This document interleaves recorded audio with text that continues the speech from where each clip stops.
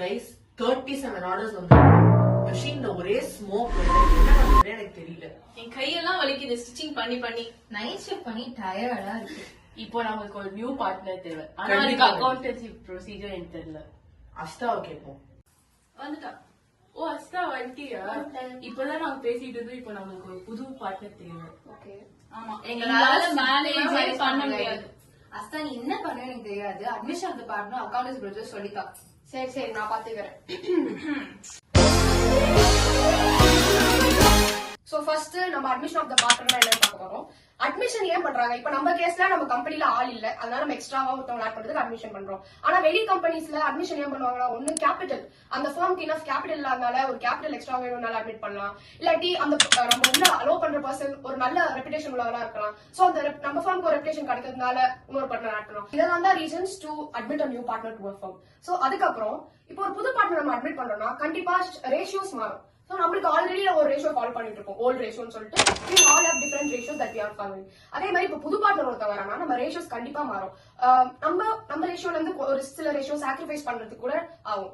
So first new profit sharing ratio calculate பண்ணணும். New profit sharing ஒரு ratio formula என்னன்னு தெரியுமா யாருக்காவது? ரேஷியோட ஃபார்முலா என்னன்னா old ratio minus sacrificing ratio. எனக்கு தெரியும். என்னது? சாக்ரிஃபைசிங் ரேஷியோனா old ratio minus new ratio. உனக்கு இவ்வளவு தெரிஞ்சிருக்கே. சரி, அடுத்த ப்ரொசீஜர் போலாம்.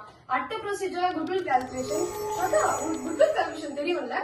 குட்வில்ங்கிறது ஒரு ரெப்யூட்டேஷன் ஆஃப் ஃபர்ம். இது ஒரு இன்டான்ஜிபிள் அசெட். அதாவது அந்த அசெட்டுக்கு ஒரு பிசிக்கல் எக்ஸிஸ்டன்ஸ் கிடையாது. அது ஃபர்ம்ல இருக்கும், ஆனா யாருக்கும் தெரியாது. அதுதான் குட்வில். இந்த குட்வில்ங்கிறது அட்மிஷன் ஆஃப் பார்ட்னர் போது அந்த புது பார்ட்னர் குட்வில்ங்கிறத ஃபர்ம்குள்ள எடுத்துட்டு வருவாரு. இந்த குட்வில்ங்கிறது குட்வில் பிரீமியம்ங்கிற ஃபார்ம்ல இருக்கும். இந்த குட்வில் பிரீமியம்ங்கிறத ஒரு பார்ட்னர்ஸ் கேபிட்டல் அக்கவுண்ட்ல கிரெடிட் சைட்ல ஸ்பிளிட் பண்ணுவோம். இந்த பிரீமியம் பார்ட்னர்ஸோட சாக்ரிஃபைசிங் ரேஷியோ ஸ்பிளிட் பண்ணுவோம் among the old partners.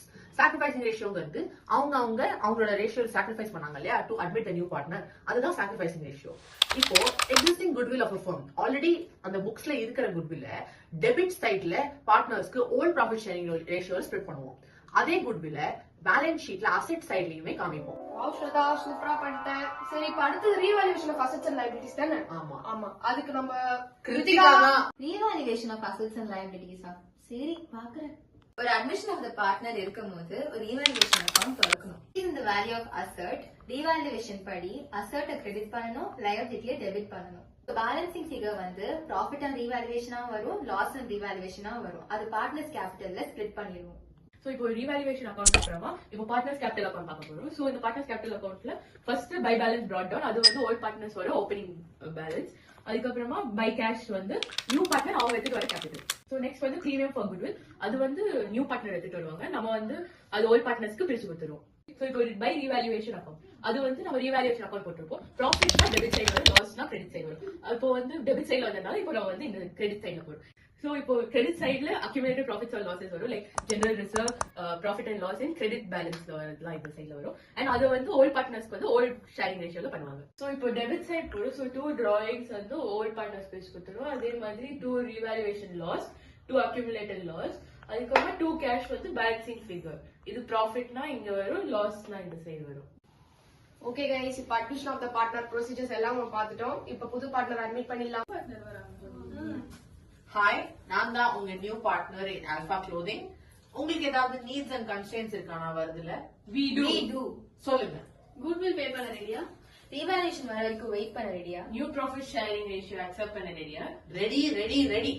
Open பண்ணலாம் கம்பெனியை. then welcome to Alpha.